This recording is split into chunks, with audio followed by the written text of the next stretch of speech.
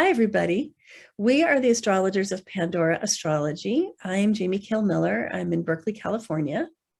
And I'm Julia Mijas in San Francisco.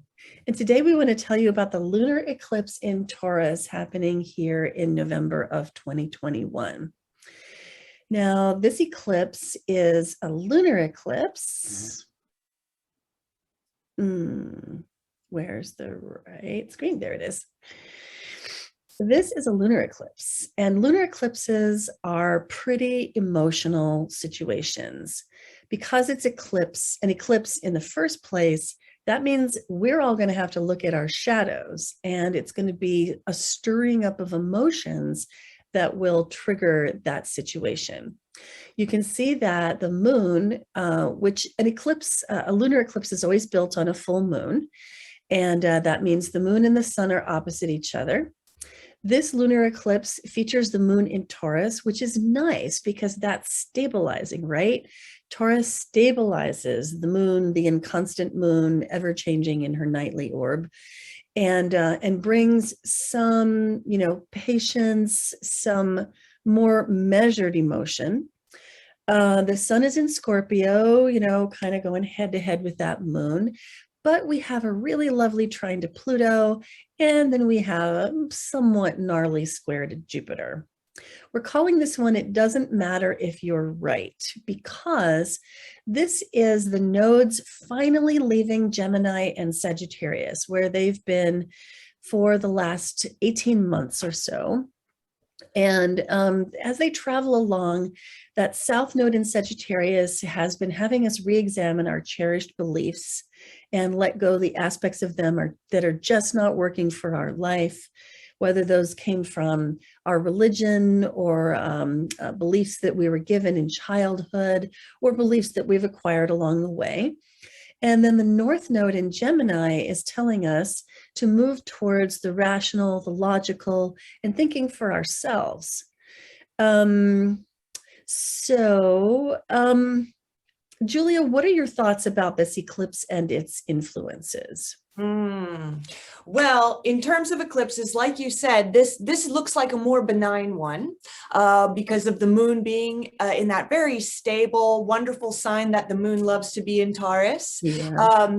Now, the big danger, if I can use that word for this eclipse, especially with the moon in Taurus and a square from Jupiter, is maybe overdoing sensual things. Like this is a moon that people could drink a little too much, smoke a little too much, eat a little too much. Yeah. And, because, moon in Taurus loves to indulge. And if you got a square from Jupiter, sky's the limit.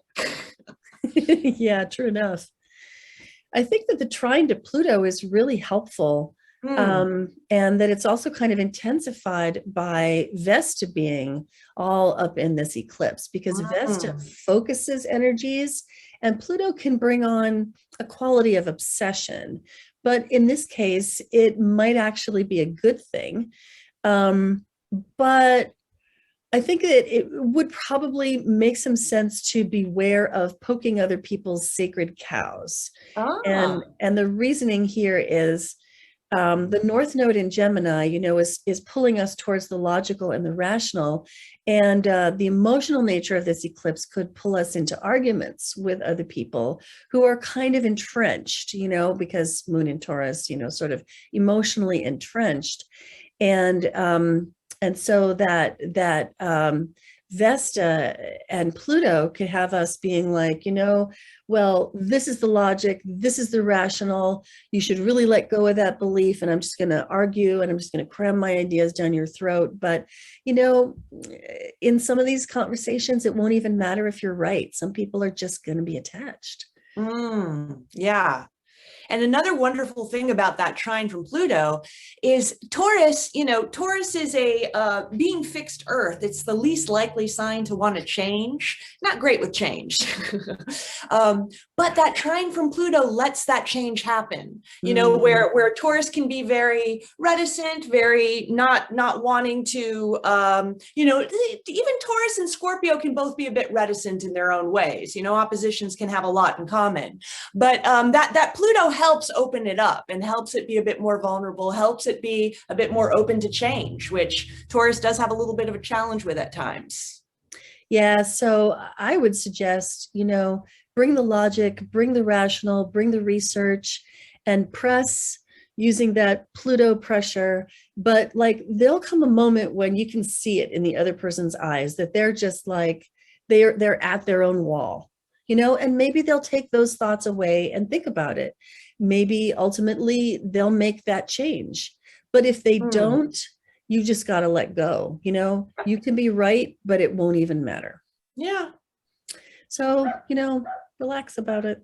I think that one other really great factor about this eclipse is that it's happening at the North Node.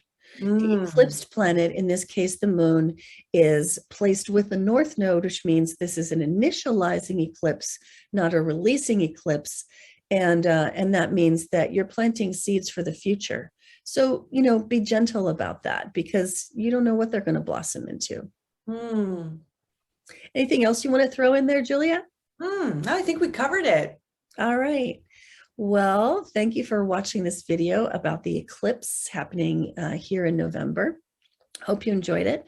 You can find this in our November news playlist on our YouTube channel, Pandora Astrology, and you can find it on our monthly forecast on pandoraastrology.com/monthly-forecast. And until next time, we'll see you around the cosmos. Bye-bye. Bye-bye.